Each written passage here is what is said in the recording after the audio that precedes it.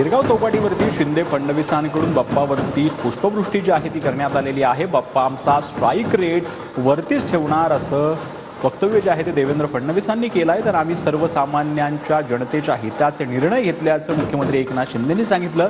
गणपती बाप्पानं सर्वांच्या इच्छा पूर्ण कराव्यात असं देखील मुख्यमंत्री एकनाथ शिंदे यांनी म्हटलेलं आहे। थोड्या वेळापूर्वी मुख्यमंत्री एकनाथ शिंदे, उपमुख्यमंत्री देवेंद्र फडणवीस आणि राज्यपाल जे आहेत ते गिरगाव चौपाटीवरती आलेले होते आणि ज्या सर्वसामान्य नागरिक जे आहेत गणपतीला आपल्या घेऊन आलेले आहेत त्यांच्यावरती फुलांचा वर्षाव जो आहे तो उपमुख्यमंत्री आणि मुख्यमंत्र्यांकडून करण्यात आला आहे।